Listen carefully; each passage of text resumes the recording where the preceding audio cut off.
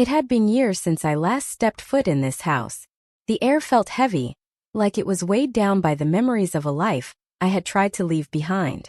The creak of the wooden floor beneath my feet was familiar, yet it felt foreign now. This was the home I grew up in, but it wasn't mine anymore. It belonged to someone else, my father, his new wife, and their picture-perfect life. I stood in the doorway, my duffel bag slung over my shoulder, as I took in the scene before me. The living room looked different. My mother's old furniture had been replaced with sleek, modern pieces that didn't have the same warmth. The walls were painted a neutral gray, and the family photos that once lined the shelves were gone. In their place were abstract paintings and decorative vases. "Liam."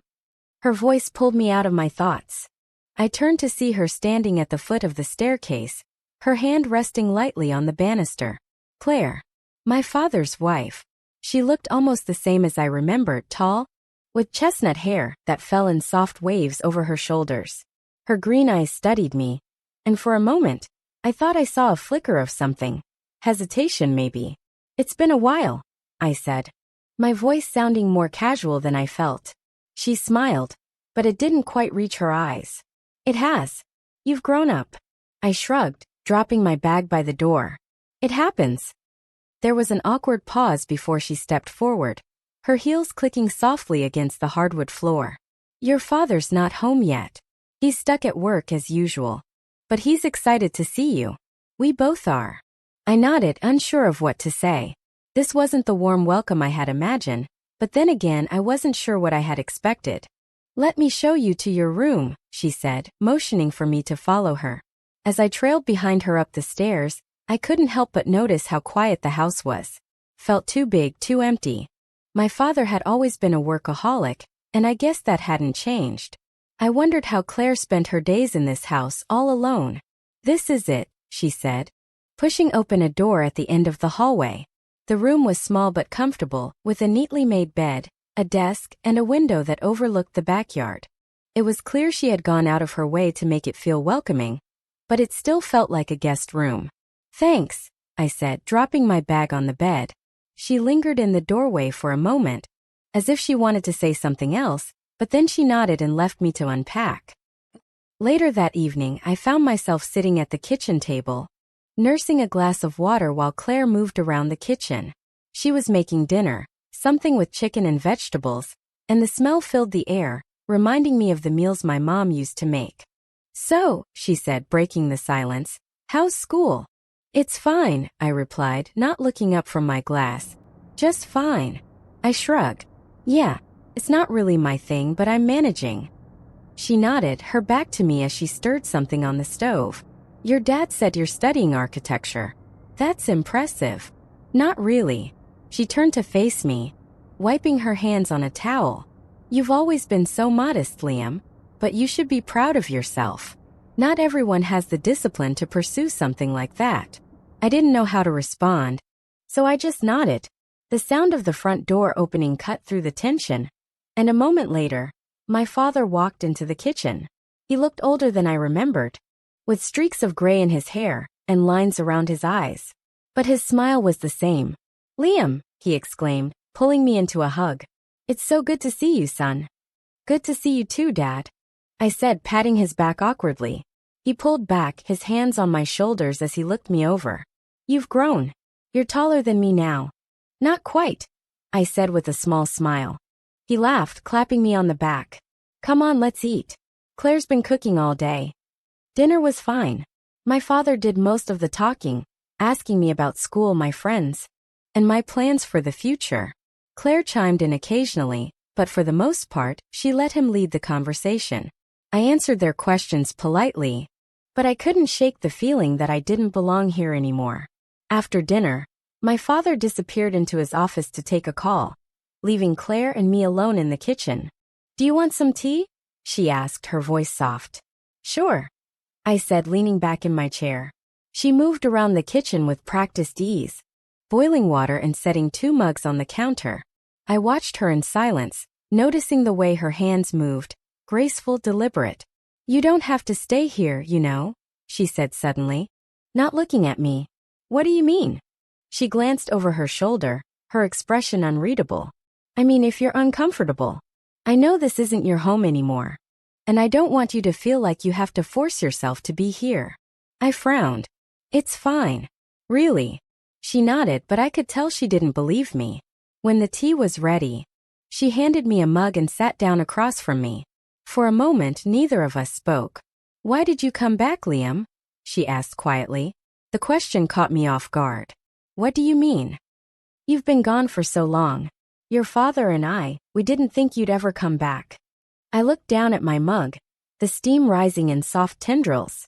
I don't know. I guess I just needed a change of scenery. She studied me for a moment, her green eyes searching mine.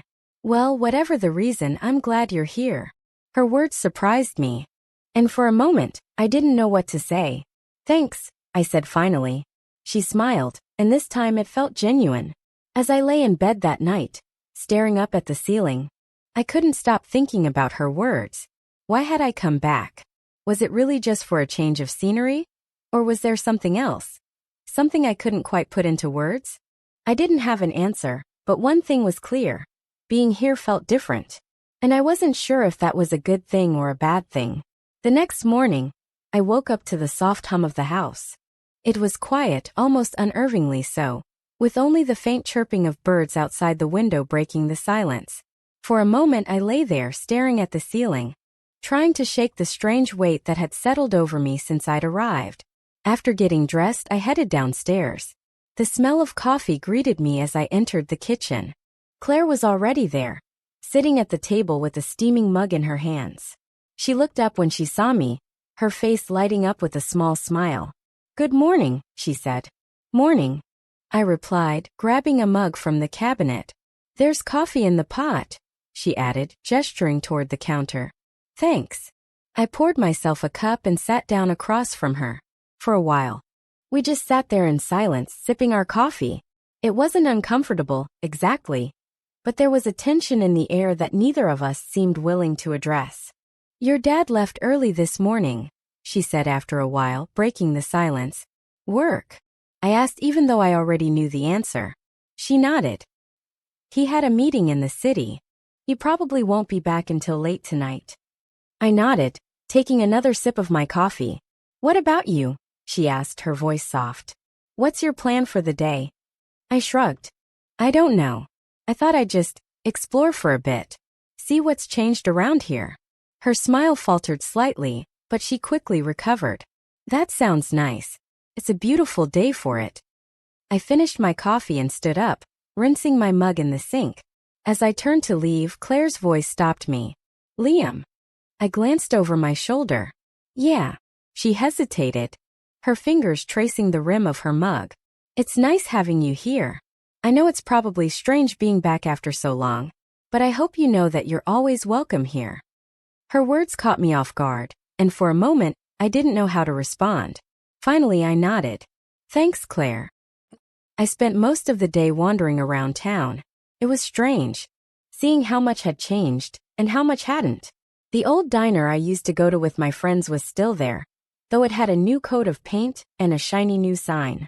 The park where I used to play basketball was quieter than I remembered, with only a few kids running around. By the time I got back to the house, the sun was starting to set, casting a warm orange glow over everything. I found Claire in the backyard, tending to the small garden she had started near the edge of the patio. She was kneeling in the dirt, her hands covered in soil, and she didn't notice me at first. Hey, I said, stepping onto the patio. She looked up startled, but then she smiled. Hey, how was your day? It was good, I said, sitting down on one of the patio chairs. Quiet. Peaceful. She nodded, wiping her hands on a towel. That's one thing I love about this place. It's so calm. Sometimes it feels like the rest of the world just fades away. I watched her as she spoke, noticing the way the setting sun lit up her hair, turning it a deep shade of auburn. There was something about her in that moment. Something I couldn't quite put into words. You really love it here, don't you? I asked. She smiled, but there was a hint of sadness in her eyes. I do, but it can get lonely sometimes. Her words hung in the air between us, heavy with unspoken meaning. I didn't know what to say, so I just nodded. Well, she said after a moment. standing up and brushing the dirt off her knees. I should get started on dinner. Are you hungry? Yeah, I said, standing up as well. Let me help. She looked surprised but pleased. You don't have to do that. I want to, I said, following her into the kitchen. Cooking with Claire was nice. It was simple, easy, and for the first time since I'd arrived, I felt like I belonged. We worked side by side, chopping vegetables and stirring pots, and the conversation flowed naturally. So, she said at one point, glancing at me, what do you miss most about this place? I thought about it for a moment. I guess the simplicity. Everything was so much easier back then. No deadlines, no responsibilities. Just life. She nodded, her expression thoughtful. I know what you mean. Sometimes I miss that too. We fell into a comfortable silence after that. The only sounds coming from the sizzle of the stove and the soft clink of utensils. When dinner was ready, we sat down at the table together. It was just the two of us. My dad was still at work, and the quiet intimacy of the moment felt strangely comforting. This is really good, I said after a few bites. Thanks, she said, smiling. It's one of my favorites. Your dad doesn't care for it much, though. I raised an eyebrow. Why not? She shrugged. He's not a fan of vegetables. He says they're too bland. I laughed. That sounds like him. Her smile widened, and for a moment, the tension between us seemed to fade. After dinner, we moved to the living room. Claire poured us each a glass of wine, and we sat on opposite ends of the couch, the soft glow of the lamp casting long shadows across the room. So, she said, swirling her wine in her glass, tell me about school. What's it like? It's fine, I said, leaning back against the couch. Busy. Stressful. But it's not all bad. She nodded, her eyes fixed on her glass. Do you like it? Sometimes, I admitted. But other times, I wonder if I'm just doing it because it's what's expected of me. She looked up at me, her expression unreadable. That's a hard way to live, Liam. Doing things just because other people expect you to. I shrug. It's not that bad. I mean, it's not like I hate it. I just don't know if it's what I really want. She studied me for a moment, then took a sip of her wine. You're still young. You have time to figure it out. Yeah, I said, though I wasn't sure I believed her. The conversation drifted after that, moving from one topic to another. We talked about everything and nothing, and as the night wore on, I found myself relaxing in her presence. But there was still something lingering in the air between us, something unspoken, something neither of us seemed willing to acknowledge. And as I sat there, watching the way the light played across her face, I couldn't help but wonder if she felt it too. The days started to blur together after that. My father was rarely home, always tied up with meetings or business trips, leaving Claire and me alone in the house. At first it felt awkward, like I was intruding on her space. But slowly things began to shift. We began to talk more, to share little moments that felt strangely intimate.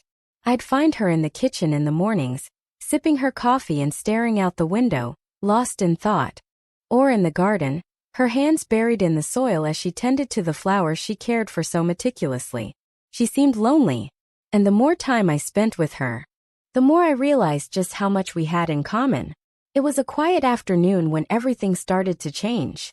The sun was high in the sky, casting long shadows across the backyard. Claire was in the garden again, her hair tied back in a loose ponytail, wearing a simple sundress that swayed in the breeze. I had been watching her from the living room window, feeling a strange mix of curiosity and something I couldn't quite name. Eventually I stepped outside, the screen door creaking as I pushed it open. She looked up when she heard me, shielding her eyes from the sun with one hand. Hey, she said, smiling. What are you up to? Nothing much, I replied, shoving my hands into my pockets.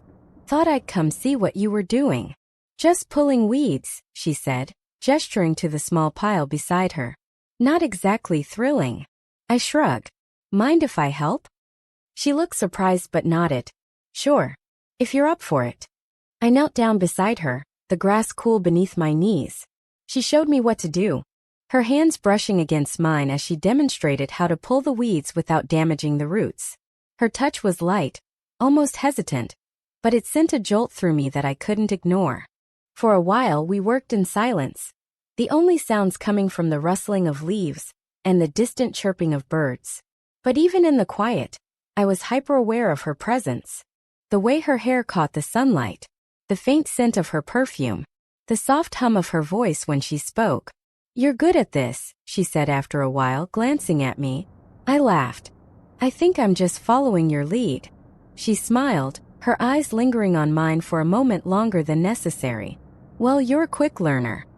There was something in her tone, something playful, almost flirtatious, that made my heart race. I looked away, focusing on the task at hand, but I couldn't shake the feeling that something had shifted between us. Later that evening after dinner, we found ourselves in the living room again. My father still wasn't home, and the house felt quieter than ever. Claire poured us each a glass of wine just like she had the night before, and we sat on the couch, the space between us feeling smaller than it should have. "You're different than I expected," she said suddenly, breaking the silence. I raised an eyebrow. "What do you mean?" "I don't know," she said, swirling her wine in her glass. "I guess I thought you'd be colder, more distant. But you're not. You're kind, thoughtful." I chuckled, though her words caught me off guard. "Thanks, I guess." She smiled, her eyes meeting mine. "I mean it. You're a good person, Liam." There was something in her gaze, something soft, vulnerable, that made it hard to look away. I felt my chest tighten, my pulse quicken, and for a moment I wondered if she felt it too. "Claire," I started, but I didn't know how to finish the sentence. "Yes," she prompted, her voice barely above a whisper. I shook my head, looking down at my glass. "Never mind." She didn't press me, but the tension in the room was palpable. It hung in the air between us, heavy and unspoken, and I wasn't sure how much longer I could ignore it. That night I couldn't sleep. I lay in bed staring at the ceiling, my mind racing with thoughts I didn't want to have. Thoughts about Claire, about the way she looked at me, about the way I felt when I was around her. It wasn't right. I knew that. She was my father's wife, and I was just a guest in their home. But the more I tried to push the thoughts away, the stronger they became. Around midnight, I gave up on sleep and went downstairs to get some water. The house was dark and quiet, the only light coming from the faint glow of the moon through the windows. As I reached the kitchen, I saw her. She was sitting at the table, a glass of wine in front of her, her face illuminated by the soft light of the moon. She looked up when she heard me, her expression unreadable. "Couldn't sleep?" she asked. I shook my head. "You?" She smiled faintly. No. "Sometimes it's hard with the house so quiet." I nodded, grabbing a glass from the cabinet and filling it with water. I hesitated for a moment before sitting down across from her. We sat in silence for a while, the stillness of the night wrapping around us like a blanket. But even in the quiet, I could feel the tension between us, growing stronger with each passing second. "Liam," she said suddenly, her voice barely above a whisper. I looked up at her, my heart pounding in my chest. "Yeah." She hesitated, her fingers tracing the rim of her glass. "Do you ever feel like you're searching for something, but you don't know what it is?" Her question caught me off guard, but I nodded. "Yeah, all the time." She smiled, but it was a sad smile, full of unspoken pain. "Me too." For a moment, neither of us said anything. Then, before I could stop myself, I reached across the table and placed my hand over hers. She froze, her eyes wide as she looked at me, but she didn't pull away. "Claire," I said, my voice low. Don't," she interrupted, her voice trembling. "Don't say it." I swallowed hard, my hand still resting on hers. "I'm sorry." "I didn't mean to." She shook her head, pulling her hand away. "It's not your fault, Liam. Whatever this is, it's wrong." "I know," I said, my voice barely audible. "But it doesn't feel wrong." She looked at me then, her green eyes filled with a mix of emotions I couldn't quite decipher. For a moment I thought she might say something. But then she stood up, her chair scraping against the floor. "I think you should go to bed," she said, her voice steady but distant. "Claire." "Please, Liam," she said, cutting me off. "Just go." I hesitated, wanting to say something, to do something, but in the end, I nodded and stood up. As I walked back to my room, I couldn't shake the feeling that something between us had changed. something that couldn't be undone. And as I lay in bed, staring at the ceiling once again, I realized I wasn't sure if I wanted it to be undone. Part 4. The breaking point. The next few days were a blur of avoidance. Claire and I barely spoke, and when we did, it was polite, distant, as though we had silently agreed to pretend that night in the kitchen never happened. But the tension between us was impossible to ignore. It was there in the way her eyes lingered on mine for just a second too long, in the way her voice softened when she said my name. My father remained absent as usual. He was home only long enough to eat dinner, ask a few perfunctory questions about my life, and then retreat to his office or leave for another meeting. It was strange how little he seemed to notice the growing distance between Claire and me, or maybe he did notice but chose to ignore it. I spent most of my time outside, walking aimlessly through the town or sitting in the park, trying to clear my head. But no matter where I went, I couldn't escape the thoughts that plagued me. Thoughts of her, of us. It wasn't supposed to be like this. It was late one evening when everything came to a head. My father was out again, and the house was quiet except for the faint hum of the television in the living room. I had been in my room trying and failing to distract myself with a book, when I heard Claire's voice calling my name. Liam. I hesitated for a moment before getting up and heading downstairs. She was standing in the kitchen, her arms crossed over her chest, her expression unreadable. Yeah, I said, leaning against the doorframe. She looked at me for a long moment before speaking. We need to talk. I felt my chest tighten. About what? You know what, she said, her voice steady but soft. I looked away, my hands clenching into fists at my sides. Claire, No, she interrupted, stepping closer. Let me talk first. I nodded, swallowing hard. She took a deep breath, her eyes never leaving mine. What happened the other night? It was a mistake. I shouldn't have let things get that far. I'm your father's wife, Liam. This, whatever this is, it can't happen. I know, I said, my voice barely above a whisper. But that doesn't change how I feel. Her eyes softened, and for a moment I thought she might cry. Liam, you're young. You don't understand what you're saying. I'm not a kid, Claire, I said, my voice firm. I know what I feel. And I know you feel it too. She shook her head, turning away from me. It doesn't matter. It doesn't change the fact that it's wrong. Why? I demanded, stepping closer. Why is it wrong to feel something? To want something? Because it is, she said, her voice rising. She turned back to me, her eyes blazing with a mix of anger and pain. Because I made a promise to your father. Because I can't do this to him. To us. I stared at her, my heart pounding in my chest. What about what you want? What about what we want? Her expression faltered, and for a moment I thought she might give in. But then she shook her head, stepping back. It doesn't matter. It can't matter.